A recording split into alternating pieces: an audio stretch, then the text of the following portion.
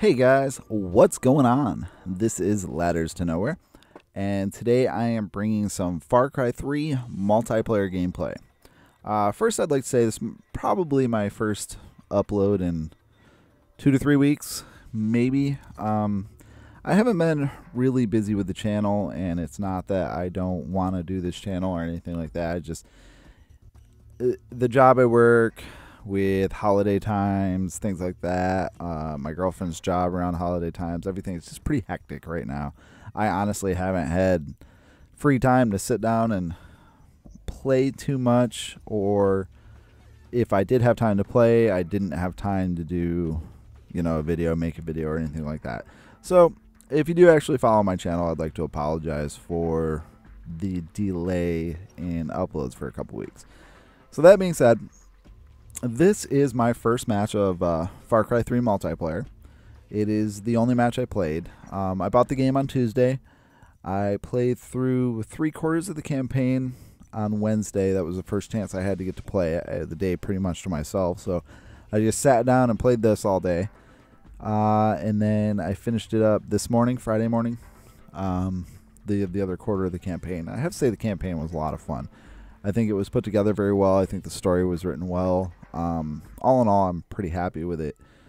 Control scheme, it's Call of Duty control, so everyone's used to it. You can't really complain about it.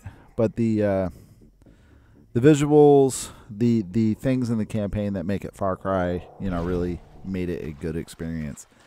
You kind of craft items to upgrade your ammo capacity, your weapon carrying capacity, things like that, by skinning animals and crafting, new packs, new supplies, things of that nature. So, that was nice. If you wanted more ammo, rather than, burning upgrades or things of that nature, you just go out and hunt down some animals. And of course you have to have the right type of animal, but you go out and do that, and then you craft your pack, and that's awesome. You get more capacity for ammo, rockets, mines, whatever you're carrying. So that's cool. You can also craft new wallets, which upgrade your money carrying capacity as well. So that's pretty cool. There's also a skill tree in this game, and this game is highly focused on this tattoo that you get on your left arm in the campaign, and you upgrade your skills by upgrading XP, and then when you unlock a new skill, then it adds more to your tattoo. So, the skills are, it's basically like perks, faster reloads, better hipfire accuracy, things of that nature. So those are all in there, and this is the single player campaign I'm talking about. So those are all in there, and you upgrade those, and it adds to the gameplay. It makes your character a better character. It builds on his skills the entire time, and that's pretty cool. I mentioned the story was good. It's a good story. Basically, if you don't know anything about this game, which you might not, maybe do, I don't know. It wasn't like a huge release, so you might not. And if you don't, what it is you're six kids, probably, I'm guessing early 20s, vacationing on this island together, and you basically get kidnapped by some drug lords, and you escape, and your main goal in the game is to free your friends and get everyone off the island. And that is sort of the way it works out, sort of the way it breaks down. There's added things, obviously you're trying to take down these drug lords. There's two separate drug lords, I guess a boss and an underling or something, I don't know. But you fight those guys and their armies and all of that shit, and try to get your friends free, and that is the major goal of the game. Now, it sounds overdone. It's been done in movies. It's definitely a plot that's not new, but it's believable to a certain extent. When you play this game, you're not Rambo. You don't battle 600 guys at once. You're fighting groups of, I don't know, 10 roughly, something like that. So it's sort of believable. This could happen. This guy could make it through and things like that. So, with that aspect, it's written well. It's not crazy, unbelievable bullshit or any of that. So I want to talk about the multiplayer now. Now the multiplayer, it's a little glitchy. I mean, you can see in this gameplay there's some spots where it's a little laggy, it's a little glitchy, things of that nature. And obviously I don't know the maps or anything, so I'm kind of just trying to work around and cut off lines from, let's call them A, B, and C flags. This is domination. From the capture points. So I'm trying to cut off lines from the capture points and things like that. So I'm just playing the objective for the most part. So actually, since that just happened, let's talk about that. Healing. You can actually heal teammates. Now, there's a limit on the heal. You can only be healed once. So if you die and you're revived by a teammate and then you're instantly shot again, which happens actually in this gameplay a little later on, you cannot be revived twice. So you have a one-time chance of being revived. But it's great because, if you're talking and planning and strategizing with your teammates and you say, hey, let's rush this flag, there's a good chance that you can all just rush in and someone will be around to revive you. So you can have that brute force element of surprise type of thing, and that's really cool, and that works well. So that's a nice little bonus to the multiplayer experience. There is also, I think the maps overall are pretty good. I don't really see too many issues. There's bottlenecks and things like that, but they're strategically placed. It works well. Of course, there's not a lot of people playing this. I mean, it's pretty dead already. It's the first week. I know a lot of people don't think too highly of this, and that's cool because opinions are opinions, and that's what makes or breaks the game. So, I mean, this game's destined to fail multiplayer-wise for sure. However, it's a nice little change, and it's fun for the time being. And I would suggest, I don't know, I would suggest picking up this game purely for the fact that the single-player campaign was good. You could rent it and play through the campaign in a rental period. I think it took, I'm going to guess, somewhere 12 to 16 hours, roughly. I don't have exact numbers on that, but 12 to 16 hours for a campaign, and that's better than your 6 to 8 for a COD that those take to get through. So you're getting a little more money's worth for your campaign. So I would suggest picking it up at least for the campaign and trying the multiplayer out, because like I said, it's a nice change. It's fun. It's not great. It's not over polished. It's not gorgeous. It doesn't have dedicated servers. It's nothing new. It's another first person shooter, multiplayer, team deathmatch, domination experience. But it plays a little different than some, and that makes it fun. So it's worth a shot. I mean, you might as well play it if you're going to pick up the campaign. So I would suggest picking this game up. I think it's a lot of fun. You might want to wait for a price drop. I see this hitting $40 by the first of the year. January, probably. First week of January, second week of January, this is going to drop. After the holidays are over, probably $40. I would imagine a $39.99 price point. That would just be my guess. I see it happening like that. So, maybe wait till January to pick this up. You get it for $20 cheaper or something like that. However, if you do wait till January, I can pretty much guarantee this multiplayer experience will be dead. There might be like 20 people on. I mean, right now, just by the numbers when I got on this morning to play this match, there was probably somewhere around 1,500 people playing, and that's just, you know, I mean, that's nothing. Absolutely nothing. So, you know, it'll be dead by January, this whole multiplayer experience. So if you do wait till January to pick up the game for a cheaper campaign playthrough, you're going to lose out on multiplayer.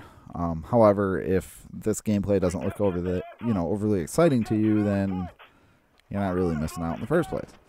And like I said, it's not overly exciting, but it's a fun change of pace, and it's a, you know, it's not bad. It's not terrible, but it's not bad. So I will leave, you know, the Far Cry talking at that, and just talk about some other things. Yesterday, which was Thursday afternoon, I drove to Rochester, which is roughly 2 hours away. My girlfriend actually had a doctor's appointment, and we are having a little girl. So that's pretty big news. Now the reason we had to go all the way to Rochester to find out whether it was a boy or a girl is because my son Nico actually has a tricuspid regurgitation, and it's basically there's a valve between two chambers of his heart that has a little bit of backwash. I mean, that's the best way I can explain it. And you know, there's side effects to that with a lot of people, but his is pretty minor. So, you know, he has he's asymptomatic. Like, he has, you know, doesn't show any signs of having this issue or condition. He's perfectly happy, perfectly healthy. It doesn't take him down at all. So he's fine. But because of his issue, the local doctor that Sarah sees for pregnancy, I guess, I don't know what you call him, but anyway, he sent us up there to meet with a specialist that does genetic counseling or something like that. So it's basically, you know, they just wanted to double check and double make sure and do an in-depth analysis of the fetal heart monitoring and everything like that to make sure that, you know, the new baby doesn't have any of these issues that Nico has, which everything looked good. So it was a one-time fluke on Nico. Unfortunately, he does have that issue, but like I said, he's asymptomatic, so there's no issue there. And the new baby looks like they're not going to have any issues at all, so that's good.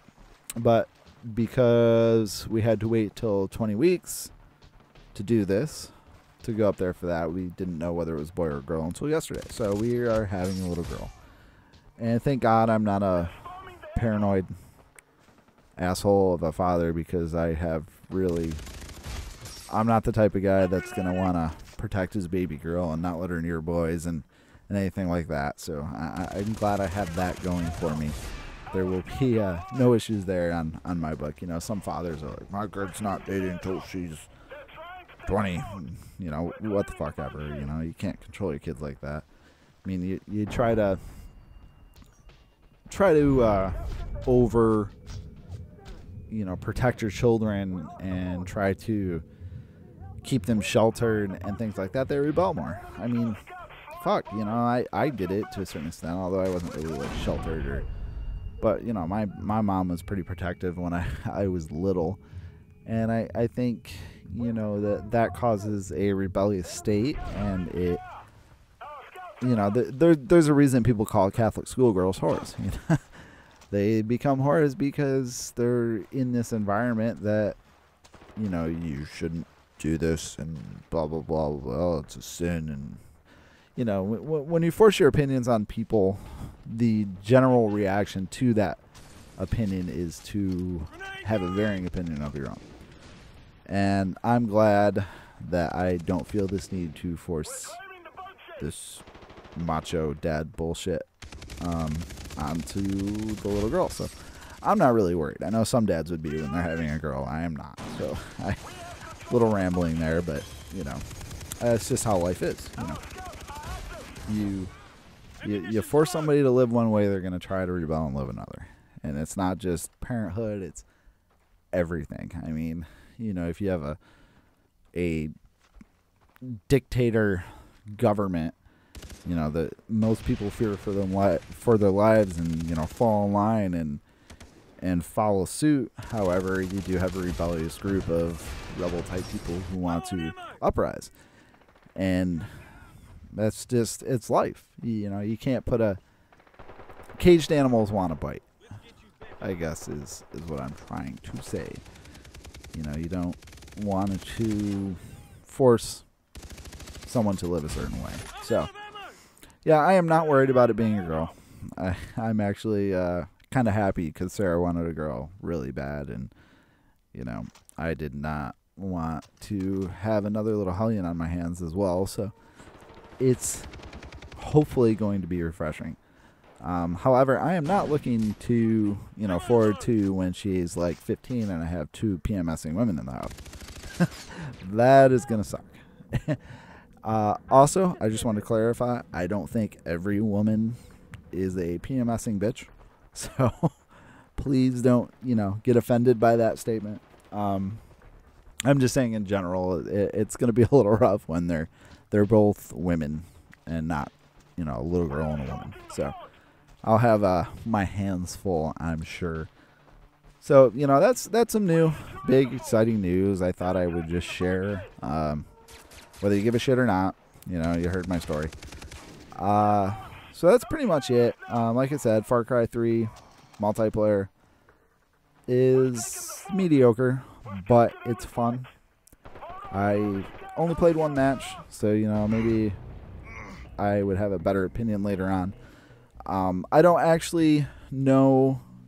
You see my score right there, but I don't actually know what my like kill death was or anything like that. I'd have to go back and count. I thought it would, after this, bring up a, you know, a scoreboard from the match, and it didn't. So I have no idea what I actually did, but you know, if you want to count and put it in the comments, feel free.